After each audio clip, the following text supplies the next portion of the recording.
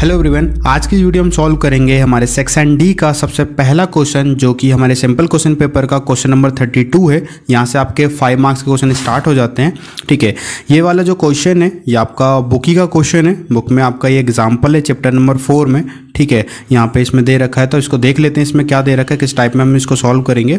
देखिए इसमें क्या दे रखा है हमको, a motor boat whose speed is 18 km/h in still water takes 1 hour more to go 24 km up stream then to return down stream to same spot, find the speed of stream.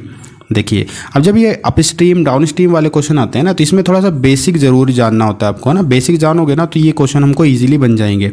देखिए पहले तो up stream down stream क्या होता है वो समझिए। For example जैसे यहाँ पे कोई नदी बह रही है, ठीक है, इस डायरेक्शन में नदी हमारी बह रही है, ठीक है, और उसी डायरेक्शन में आपकी बोट भी चल रही है ना। यहाँ पे बोट है, अब उसी डायरेक्शन में आपकी बोट भी चल रही है, तो उसको बोला जाता है डाउन स्ट्रीम। ठीक है, यानी कि नदी भी उसी डायरेक्शन में बह रही है और आप भी उसी डायरेक्शन में तैर रहे हो या आपकी बोट चल रही है, तो उसको बोला जाता है डाउन स्ट्रीम।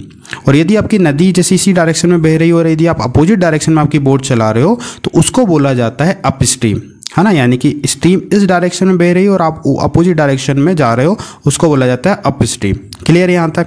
ठीक है, तो अब हम यहाँ पे क्या करेंगे, इन्होंने क्या बोल रखा है कि जो मोटर बोट की स्पीड है वो दे रखी है हमको 18 km/h। ठीक है, डिस्टेंस आपको दे रखी है 24 km/h। ठीक है, तो आपको निकालना है स्पीड ऑफ स्ट्रीम निकालना है। ठीक है, तो हम मान लेते हैं सबसे पहले let speed of stream be x km/h, है ना, यही यूनिट दे रखी है यहाँ पे। ठीक है, तो इस स्ट्रीम की स्पीड तो हमने ये मान ली कि x km/h है। अब देखिए यहाँ पे बोट की स्पीड ऑलरेडी दे रखी है। ठीक है, जब भी आपके अप स्ट्रीम और डाउन स्ट्रीम के क्वेश्चन आते हैं तो उसमें आपको क्या करना होता है, अप स्ट्रीम और डाउन स्ट्रीम में क्या माननी होती है, स्पीड सपोज करनी होती है। ठीक है, तो वो कैसे लेते हैं हम वो देखिए। नाउ हम निकालेंगे सबसे पहले स्पीड ऑफ बोट इन, जैसे हमने निकाला डाउन स्ट्रीम। ठीक है, तो डाउन स्ट्रीम में जो स्पीड होगी आपकी वो क्या होगी। देखिए मैंने क्या बोला, डाउन स्ट्रीम क्या होता है, नदी भी इसी डायरेक्शन में, यानी स्ट्रीम की स्पीड भी यही है और आप इसी डायरेक्शन में आप भी चल रहे हो। ठीक है, तो आपकी क्या होगी, जो आपकी स्पीड है और डाउन स्ट्रीम की जो स्पीड है दोनों की ऐड हो जाएंगी, तो यहाँ पे क्या हो जाएगा हमारा 18 + x हो जाएगा। ठीक है, तो ये km/h आपकी स्पीड हो जाएगी। तो जब भी डाउन स्ट्रीम आता है तो आप क्या कर दीजिए, स्पीड को ऐड कर दीजिए। ठीक है, तो अब यहीं से अगर मैं टाइम भी निकालना चाहूँ, ठीक है, क्योंकि टाइम की बात की गई है 1 hour। ठीक है, तो हम टाइम भी अगर निकालें, टाइम इक्वल टू क्या होता है, जैसे स्पीड का फॉर्मूला क्या होता है हमारा, डिस्टेंस अपॉन टाइम। तो टाइम इक्वल टू क्या हो जाएगा, डिस्टेंस अपॉन स्पीड। तो डिस्टेंस दे रखी 24 और हमारा यहाँ पे स्पीड कितनी है 18 + x है। ठीक है, अब यहाँ पे हम निकाल लेते हैं स्पीड ऑफ बोट इन, अब निकालेंगे हम अप स्ट्रीम में।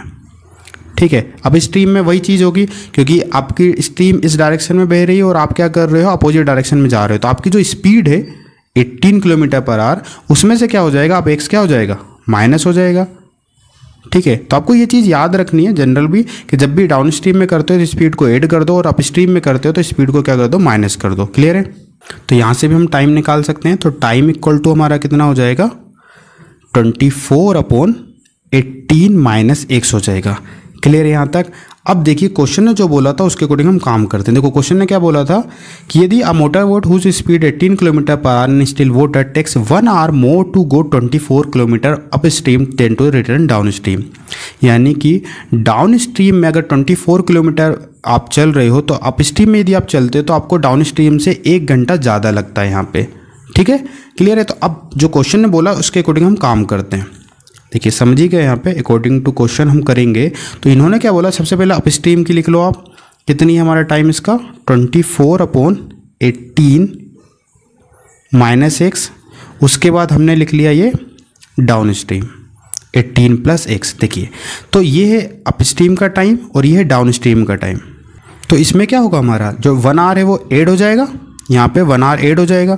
ठीक है, समझ में आया? क्योंकि देखो ये अप स्ट्रीम है तो ऑब्वियस बात है इसमें थोड़ा ज़्यादा टाइम लगा होगा, इसमें डाउन स्ट्रीम में कम टाइम लगा होगा, तो इसीलिए इसमें तो 1 ऐड होगा, है ना, इससे इसमें 1 hour ज़्यादा लगता है।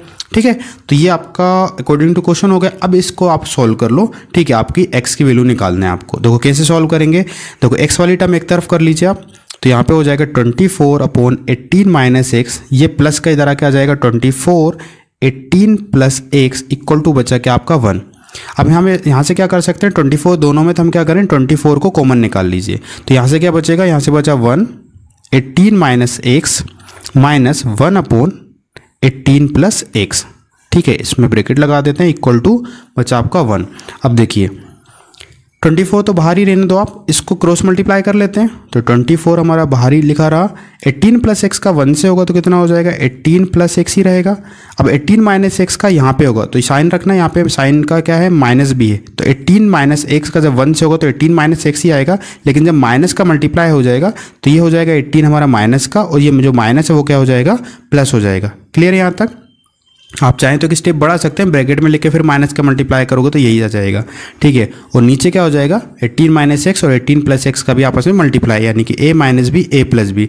तो 18 का स्क्वायर कर लेंगे तो 18 का स्क्वायर कितना हो जाएगा, 324, और माइनस एक्स का स्क्वायर यानी कि एक्स स्क्वायर आ जाएगा। क्लियर यहाँ तक? इक्वल टू हमारा आ गया 1।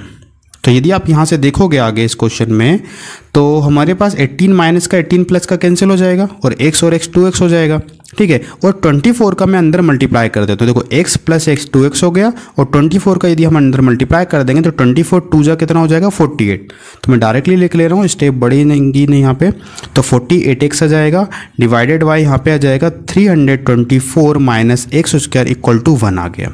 ठीक है, इसका मल्टीप्लाई हो जाएगा इधर, तो यहाँ से क्या हो जाएगा, 48x equal to 324 minus x square.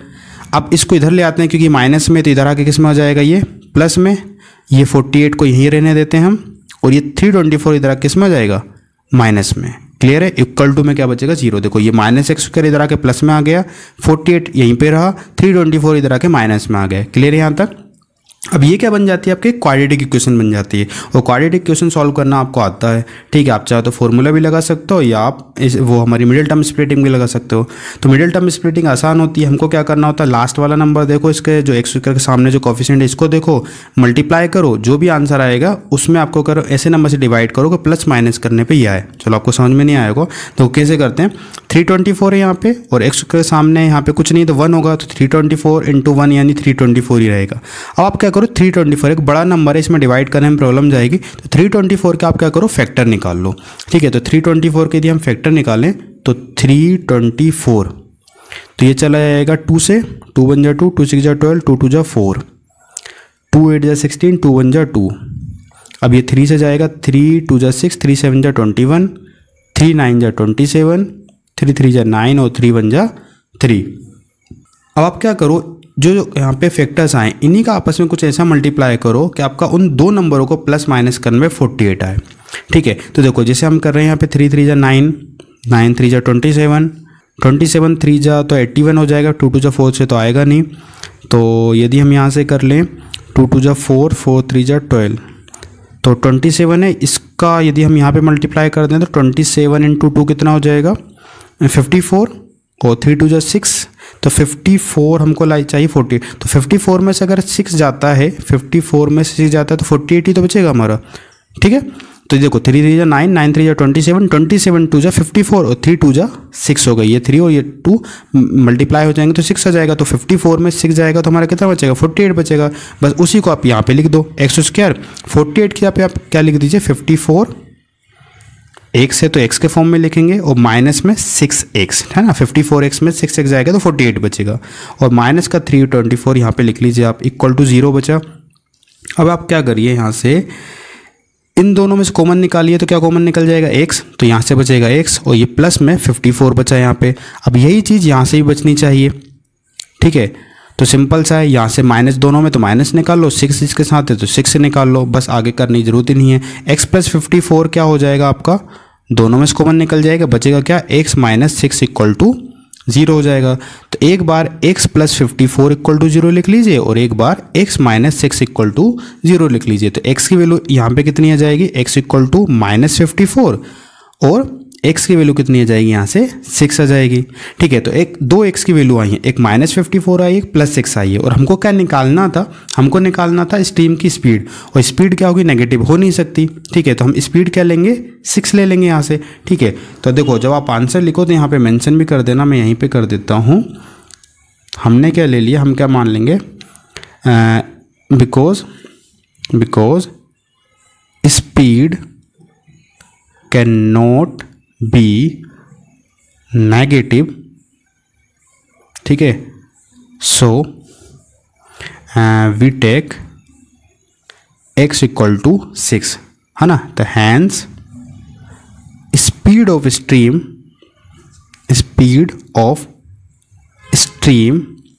Is कितनी हो जाएगी, 6 किलोमीटर पर आवर, ठीक है। अब देखिए ये इंपॉर्टेंट सारी चीज़ होती हैं, छोटी छोटी चीज़ें आपको यही मार्क्स गेन कराती हैं, है ना, क्योंकि आप सारी चीज़ लिख के आओ। ऐसा नहीं क्या यहाँ पे कुछ बच्चे करते हैं भाई x = 6 आया, यहीं पे आपको इसको बनाया, यहीं पे आंसर लिख दिया। तो आपको ऐसा नहीं करना है, प्रॉपर तरीके से आपको जो आपने माना था, सपोज किया था, जो क्वेश्चन में निकालने को बोल रहा है, हैंस करके उसको लास्ट में आपका आंसर यहाँ पर लिख के आओ, ठीक है। तो ये प्रॉपर आपका आंसर रहेगा और इसमें आपके मार्क्स डिडक्ट नहीं होंगे बिल्कुल भी, ठीक है। तो आई होप आपको ये क्वेश्चन अच्छे से समझ में आया होगा। यदि फिर भी आपका कोई डाउट रहता है तो आप हमको कमेंट सेक्शन में पूछ सकते हो, ठीक है। और ये आपका 4th चैप्टर जो है ना, उसमें एग्जाम्पल में है, आप देख लीजिएगा एक बार इस क्वेश्चन को, ठीक है। तो आज की इस वीडियो में इतना ही, मिलते हैं फिर नेक्स्ट वीडियो में। Thank you.